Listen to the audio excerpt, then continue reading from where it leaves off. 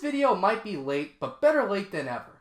Here are my top 5 favorite animated films from last year, 2018. My list might not seem to have the expected entries or even rank the way you'd think they'd be.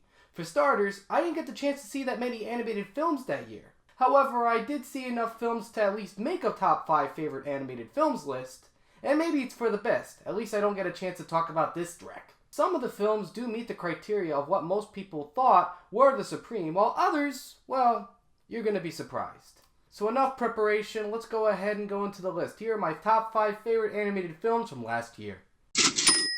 Right off the bat, I'm sure this is going to get a lot of eye rolls. However, through enough reflecting, I did feel that this film had some problems that kept it from going further, while having enough redeemable qualities to not take it off this list entirely. Ultimately, it is disappointing since the material they dealt with are the things that I really love. With all that said and done, let's go ahead and talk about WreckIt Ralph 2, Ralph Breaks the Internet. Now, just as a heads up, this will be the only selection that I'm probably going to be talking about in full detail since I didn't get a chance to talk about this movie in another video. On the surface, it's got everything I want from a sequel to WreckIt Ralph. Characters going into a new world while there are challenges to their friendship. And on the grand scheme, it's what the movie gets right.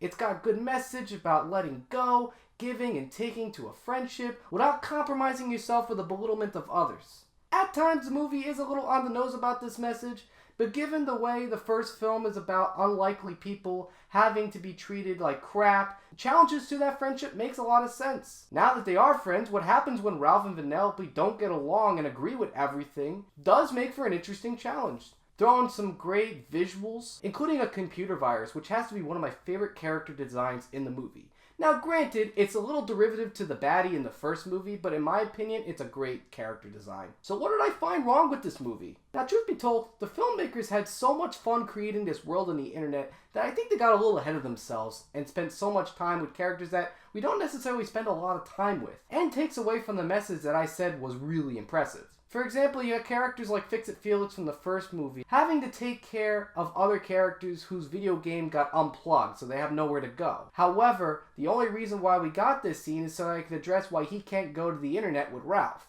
Is this ever brought up again in the movie? Nope. Maybe only once at the end, but not at all. And it's not just him, but it's a lot of other characters in the movie that seem to be left to the back burner. And new characters that we just get used to put into an A storyline in favor to a B storyline, almost like it's a sitcom. We get to meet so many fun characters and very interesting characters that, for the most part, seems to deviate from the overall message about Ralph and Vanellope having challenges to their friendship. Sometimes it's important, other times it isn't. It also includes a scene where we get to see the Disney characters. This is a selling point for many people. Heck, it was a selling point for me. Getting to see all the Disney characters, like the Disney princesses, reprise their roles and just hang around was actually kind of cool. But what purpose did it serve other than one plot point? There's another moment where they show up in the film that when you ask yourself, do they even need to be there? No, not at all. And it's done at the expense of getting to know Ralph. There are times where I'm looking at my watch wondering when this movie's going to end because I figure the movie has had time to wrap things up, but then a scene later, the movie's still going. Things that could have easily been wrapped up don't get wrapped up, and we just keep going. The movie could have easily ended at one point, and yet it still goes on, and you're wondering why. All I'm saying is that this movie could have been better. But for what it was worth, it did manage to have the things I liked about the first movie, like Ralph and Vanellope's friendship, and attempting to go further with it. It's something like watching other movies like The Grinch that do make me appreciate what this movie does as opposed to that. Whereas, despite the fact that we're spending a lot of time with characters that don't get a lot of development, at least we got a lot of good redeemable qualities. Which is another reason why we're not going to be seeing a movie like The Grinch on this list. Overall though, despite having good visuals and a message that's very good, there are certain things in this movie that could have benefited from a system reboot. So you saw me take one of the most beloved films from last year and bash on it and rant on it and do all this cruel stuff to it. Now let me go ahead and take one of the most bashed and critically failed movies last year and give that movie more praise than the last one. I'm of course talking about Hotel Transylvania 3. If you haven't seen my videos before, you probably know already that I'm a big fan of this franchise, despite the fact that the critics don't really like it. And I'm telling you, Hotel Transylvania 3 is probably the best sequel to this franchise. Now bear with me, I do have reasons why I do think it's worth being on this list. For starters, it's one of the only films in the Hotel Transylvania franchise to have a positive rating on Rotten Tomatoes, meaning more critics gave it positive reviews over negative. And in some ways does improve on being one of the better sequels, in fact taking the story from the first Hotel Transylvania about monsters being in the real world and expanding on it. There's a reason why I didn't include Hotel Transylvania 2 on my last list when it came out in theaters. It's because it was a pretty forgettable sequel. It had a storyline about a baby being brought in that was pretty forgettable. I talked more about it in another review. All they really needed to do was focus on the dynamic between the humans and the monsters, while having the fun animation and the bouncy cartoon visuals, and you've got a good movie. That's what they do here, despite the fact that they take a cliche like going on vacation, which you associate to a lot of bad sequels, and they manage to have a lot of fun with it. There's a reason why they go on vacation, and you don't end up pulling out your hairs. You got the masterful animation by brilliant animator Genndy Tartakovsky directing this film again, just like the last Hotel Transylvania movies, and you're not going to be disappointed. What else is there to say? Fun, bouncy animation truly is a graveyard smash. Number 3 comes from a filmmaker I don't really get a chance to talk about that much, but when I do, he always puts a smile on my face. I'm of course talking about Wes Anderson and his movie Isle of Dogs. Granted, it was hard for me to reflect on this film since this was one of the earlier films I saw from last year. However, it was enough for me to want to revisit it. Despite having already made a movie with talking animals, this one manages to be a stranger and yet darker story that Wes Anderson has ever tackled. Granted, for what he's done with dogs in the past, it ain't saying that much. It really seems like with stop motion movies not being relevant to the mainstream, it does give us an opportunity that when we do see one in theaters, they manage to really kick it out of the park. Especially with this movie, where stop motion puppetry is utilized in a special way where it focuses on effects animation, that really makes me appreciate if this technique were to use for more action movies. We've seen it done with comedy, we've seen it done with horror, now it's time to see an animated action thriller done in stop motion with these types of effects. While playing up to most of Wes Anderson's perfectly symmetrical movies, it does give us something different that doesn't make you feel like he's just being derivative to his other styles. You got a cute story about a boy and his dog, with the dog being voiced by Walter White. You can't go wrong there. There are certain things that you're probably going to get annoyed with, like for me it was Greta Gerwig's character. Personally, wasn't that bad, for me I felt like you'd get a little bit grating.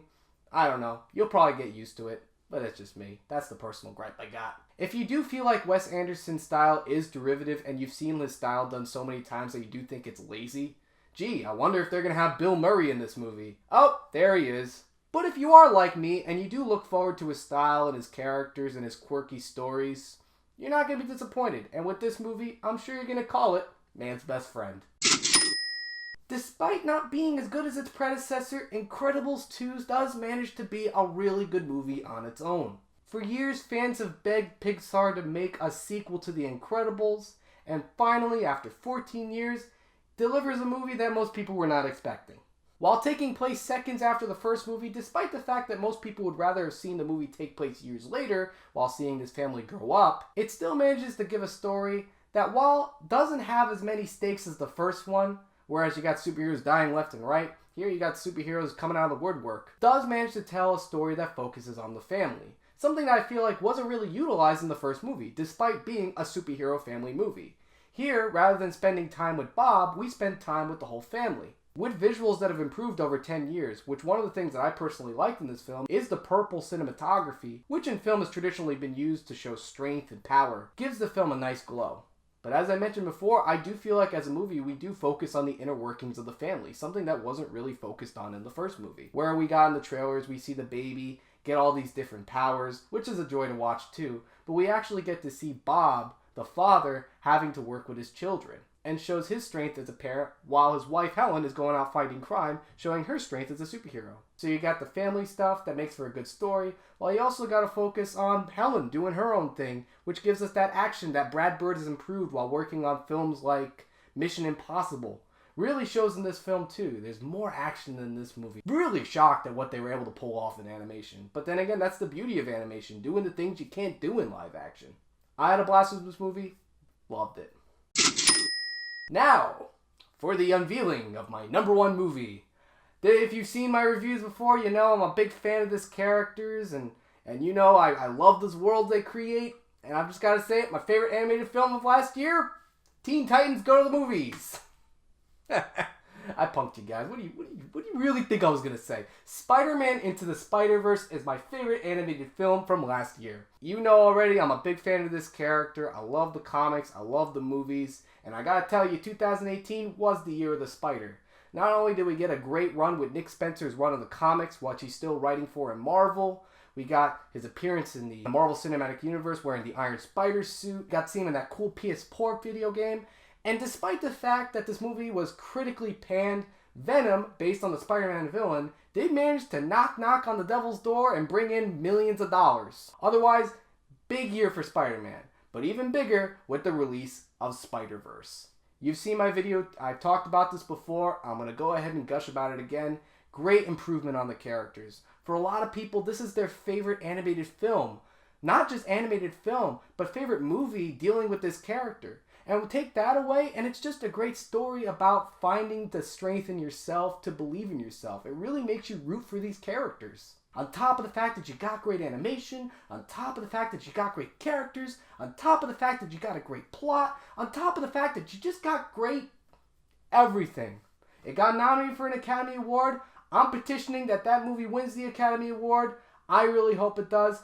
Favorite animated film of last year, no regrets. Now, I gotta ask you guys, what is your favorite animated film from last year? Comment below, let me know what you think. It's fun making these videos. Like, subscribe, do all that fun stuff. I'm Joey Tedesco. Thanks for watching this review on the Cartoon Palooza.